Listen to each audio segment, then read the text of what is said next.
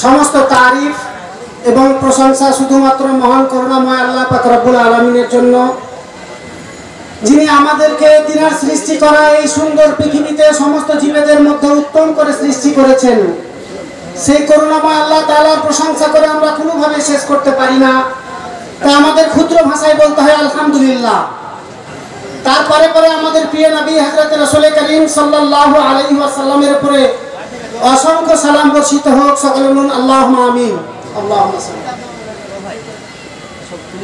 এখন যদি আমি আপনাদের জিজ্ঞেস করি পাপ কি, তাহলে আমরা করব কি? পাপের 1 থেকে 100 পর্যন্ত লিস্ট বলতে পারবো। এরকম অনেক মানুষই আছেন। মদ খাওয়া পাপ, সুদ খাওয়া পাপ, জুয়া খেলা পাপ, এরকম করে লিস্ট বলতে বলতে বলতে বলতে কত হয়ে যাবে। তা আমরা তো সাধারণ মানুষ, সেরকম গুছিয়ে আমরা কথা বলতে পারি না। এক সাহাবী রাসূলুল্লাহ সাল্লাল্লাহু আলাইহি ওয়াসাল্লামের নিকটে আসলেন, এসে জিজ্ঞাসা করছেন, ইয়া রাসূলুল্লাহ মা হুয়াল ইসম, পাপ কি? ক্বালা নবী সাল্লাল্লাহু আলাইহি ওয়াসাল্লাম মা হাকা ফি সাদরিকা। নবী মুহাম্মদ সাল্লাল্লাহু আলাইহি ওয়াসাল্লাম এক কথায় উত্তর দিয়ে দিলেন, মা হাকা ফি সাদরিকা, তোমার মনের মধ্যে যেটাই খটকা সৃষ্টি করে সেটাই পাপ। মানে আমরা যদি কোনো কাজ করতে যাই, করতে গিয়ে যদি মনে হয় এটা কি ঠিক নাকি ভুল, এই যে খটকা বাধা, এই খটকা এবং বাধাটাই হচ্ছে পাপ। তো এই পাপ এমন ভাবে আমাদেরকে গ্রাস করেছে যে মানুষজন জালসার মাহফিলে আসতেই চায় না।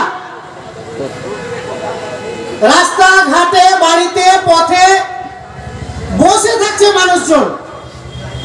কি যে হয়েছে মানুষজনের, জালসাতে মানুষ আসতে চায় না। জালসা না হয়ে যদি অন্য ধরনের মাহফিল হয়, তাহলে সেখানে অসংখ্য মানুষ দেখা যায়। কিন্তু জালসার মাহফিলে মানুষজন দেখা যায় না। তার কারণটা কি?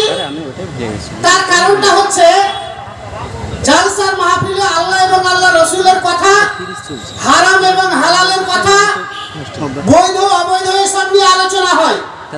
আর পথে ঘাটে, রাস্তায়, বাজারে পাপের কথা আলোচনা হয়। তাই মানুষের ঝোঁকটা সবসময় পাপের দিকে, অন্যের দিকে, ভুল পথের দিকে। আপনি মানুষকে যতই বলুন যে মসজিদে আসো, মাদ্রাসায় আসো, জালসা মাহফিলে এসে বসো, বসবে না। কেন বসবে না? কারণ এইসব কিছু ভালো লাগে না। কেন ভালো লাগে না? আল্লাহ পাক রব্বুল আলামিন সূরা ইউসুফের মধ্যে পরিষ্কার ভাবে বলেছেন, ইন্নাশ শাইতানা লিল ইনসানি আদুউন মুবিন। কারণ শয়তান হচ্ছে মানুষের প্রকাশ্য দুশমন।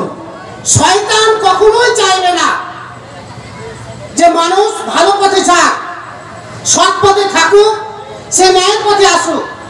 শয়তান সবসময় চাইবে যে মানুষজন সবসময় অপকর্মে জড়িত থাক, পাপ করুক, অন্যায় করুক, অপরাধ করুক, এবং আমি যখন জাহান্নামে যাব সবাই যেন আমার সঙ্গী হয়ে যায়, সবাই যেন আমার সাথী হয়ে যায়। এই হচ্ছে শয়তানের চিন্তা ভাবনা। সব থেকে আশ্চর্য কথা, এই পৃথিবীতে কোন জালেমি আল্লাহ পাক রব্বুল আলামিনের হাত থেকে রেহাই পায়নি। সব থেকে বড় কথা হচ্ছে এটা, কোন জালেম আল্লাহ পাক রব্বুল আলামিনের হাত থেকে রেহাই পায়নি। আমি একটা একটা করে ছোট্ট ছোট্ট করে আপনাদের উদাহরণ দিচ্ছি, তাহলে আপনারা বুঝতে পারবেন। ফেরাউন নাম আমরা এখানে খুব কম মানুষই আছি যে শুনিনি। ফেরাউনের নাম আমরা কিন্তু শুনেছি। তাহলে ফেরাউন এত বড় একজন পাপী ছিল যে সব সময় পাপ কাজে জড়িত থাকতো।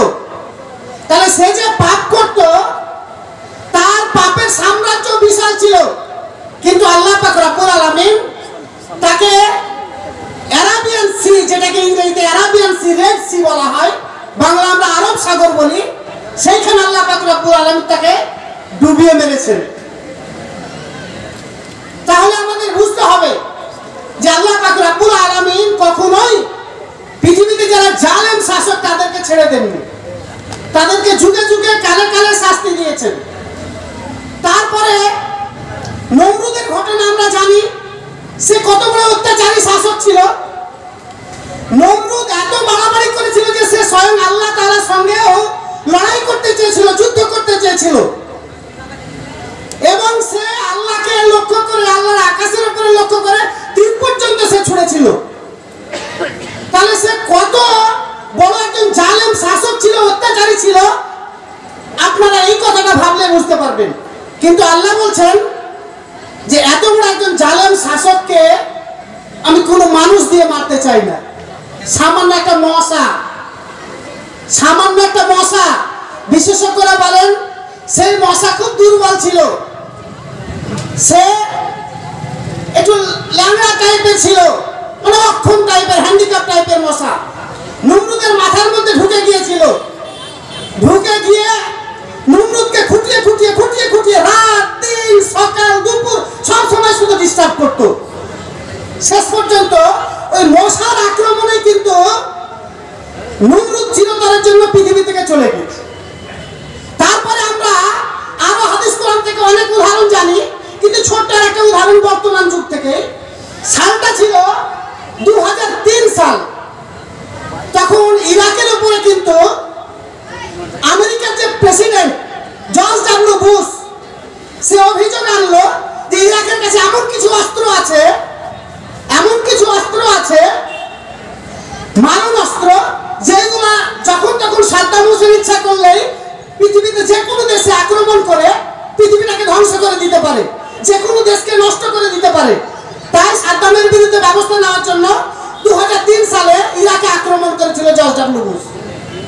2004 সালে গিয়ে জর্জ ডব্লিউ বুশ বুঝতে পারলো এবং ইরাকের পক্ষ থেকে পরিষ্কারভাবে বয়ান দেওয়া হলো যে সাদ্দাম হোসেনের কাছে সেরকম কোনো অস্ত্রই ছিল না।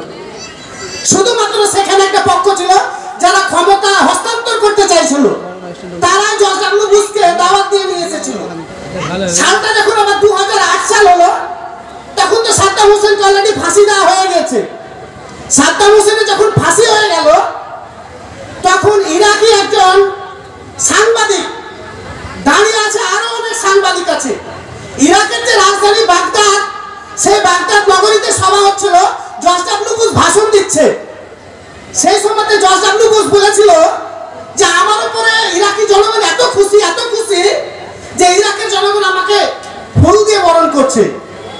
আর সেই সময়তেই ইরাকের একজন সাংবাদিক, যার নাম ছিল মুনতাজির, সে করলো কি পায়ের জুতা খুলে জর্জ ডব্লিউ বুশের মুখে ছুঁড়ে মারলো।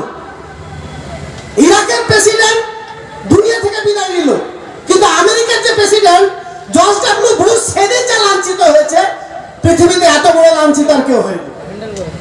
তাহলে সবকিছু আল্লাহ পাক রব্বুল আলামিন নিয়ন্ত্রণ করেন। আল্লাহ বলেন ওয়া ইজ্জু মান তাসা ওয়া তুযিল্লু মান তাসা। আল্লাহ যাকে সম্মানিত করেন সে সম্মানিত হয়, আর যাকে আল্লাহ লাঞ্ছিত করেন সে লাঞ্ছিত হয়। পৃথিবীর মধ্যে সবথেকে শক্তিশালী দেশ হচ্ছে আমেরিকা। আমেরিকা দেশের একটা প্রেসিডেন্টকে সামান্য একজন সাংবাদিক সে জুতা ছুঁড়ে মারলো। কি হলো? সাংবাদিকের 6 মাস জেল হয়ে গেল।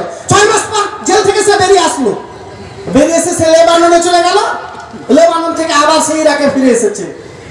কিন্তু ইতিহাস থাকলো একটা সাংবাদিক একটা দেশের প্রেসিডেন্টকে জুতা ছুঁড়ে মেরেছে।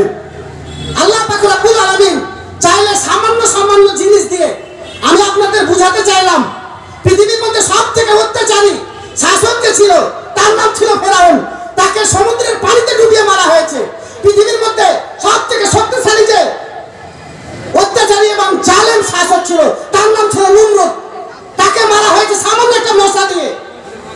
একই রকম ভাবে জর্জ ডব্লিউ বুশকে মারা হয়েছে, জুতা চালিয়ে তার সম্মানের হানি ঘটানো হয়েছে।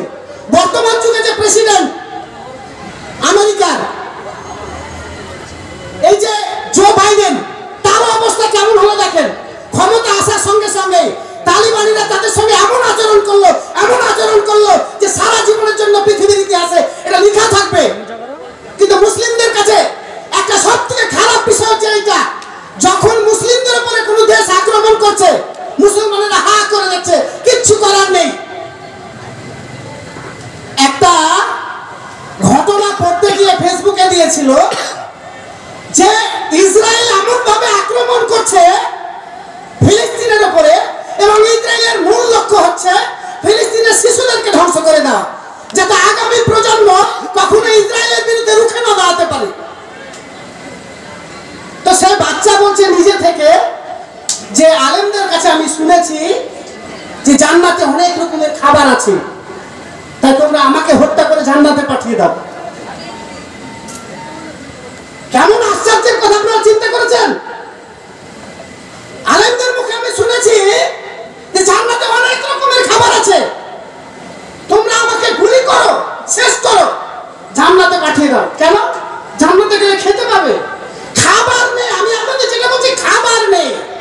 তারা সকালে গুলি খাচ্ছে, দুপুরে বোমা খাচ্ছে, সন্ধ্যাবেলাতে ওই ফিলিস্তিনের জনগণের উপরে বিমান আসছে, এসে একেবারে বড় বড় ধরনের বোমা নিক্ষেপ করে চলে যাচ্ছে।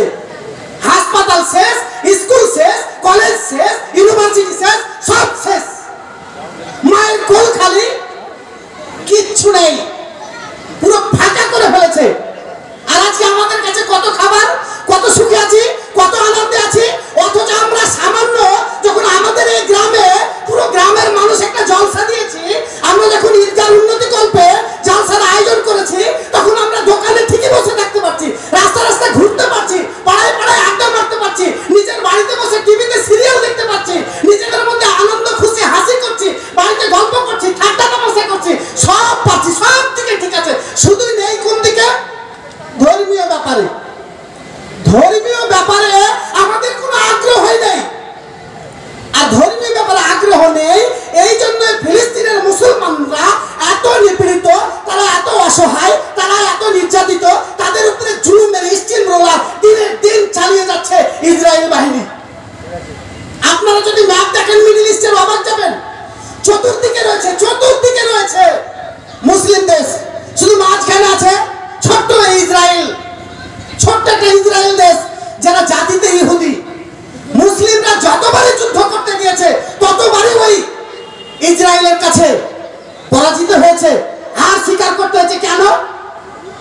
মুসলমানরা কোনো ঐক্য নেই, কোনো মিল নেই, তাদের মধ্যে কোনো আন্তরিকতা নেই। শুধু হাদিস শুনে দিয়েছে, হাদিস মুখস্থ করে দিয়েছে, হাদিসটা জানে যে কালাম নবী সাল্লাল্লাহু আলাইহি ওয়াসাল্লাম, বিশ্বনবী হযরত রাসূল করিম সাল্লাল্লাহু আলাইহি ওয়াসাল্লাম বলেছেন কুল্লু মুসলিমিন ইখওয়া, প্রত্যেক মুসলমান ভাই ভাই। কেমন ভাই দেখেন, কেমন ভাই দেখেন। যখন ফিলিস্তিনের উপর অত্যাচার চলছে, নির্যাতন চলছে, ফিলিস্তিনের মা বোনেরা মরছে, ফিলিস্তিনের শিশুরা মরছে, ফিলিস্তিনের দিনের দিন আক্রমণ চলছে, ফিলিস্তিন যখন শ্মশান হয়ে যাচ্ছে, ফিলিস্তিনে কোনো হাসপাতাল নেই, মানুষের চিকিৎসার ব্যবস্থা নেই, রাতে বোমা খাচ্ছে, দিনে বোমা খাচ্ছে, সকালে বোমা খাচ্ছে, দুপুরে বোমা খাচ্ছে, ফিলিস্তিনের মানুষ মরে মরে মরে মরে শেষ হয়ে গেল।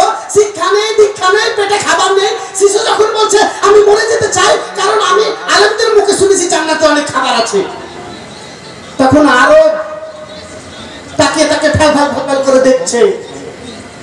তখন আরো যে দেশ আছে তারা তাকিয়ে দেখছে, পাশে দেশ নেই, মিশর নেই। মিশর তো বিশাল দেশ, দেশের মর্যাদা কি থাকবে? মিশরের ইতিহাস পড়েছেন বর্তমান যুগে? মিশর দেশে কোনো ভোটই হতে দেয় না। মিশরের যে প্রেসিডেন্ট আছে আবুল ফাত্তাহ আল সিসি, সে ভোটই হতে দেয় না। তাহলে আপনারা বুঝতে পারছেন কি অবস্থা করে রেখেছে। কেউ কারো নয় দুনিয়াতে। আপনি জালসা দিয়েছেন, আসবেন না, জালসা শুনবেন না, জালসায় বসবেন না, আপনাকে জোর করে কেউ বসাতে পারবে না। শুধুমাত্র আপনাকে বলতে পারবে, বুঝাতে পারবে, বসার জন্য বলবে, এইটুকুই। তার মানে এই না আপনার নিজস্ব দায় দায়িত্ব নেই। আপনার দায় দায়িত্ব আছে, আপনাকে নিজেকে আসতে হবে, নিজেকে বসতে হবে। এটা আমাদের ঈদগার উন্নতি কল্পে জালসা। আপনি আপনার যতটা সামর্থ্য আছে সামর্থ্য দিয়ে আমাদের এই জালসাকে, আমাদের এই পাড়ার যে ঈদগাহ হচ্ছে সেই ঈদগাহকে আপনাকে সমর্থন করতে হবে, সাহায্য সহযোগিতা করতে হবে। এটাই হচ্ছে আসল কথা। বলে এখানেই আমি আমার বক্তব্য দিতে করলাম। ও আখির দাওয়ানা আলহামদুলিল্লাহি রাব্বিল আলামিন। আসসালামু আলাইকুম ওয়া রাহমাতুল্লাহি ওয়া বারাকাতুহু।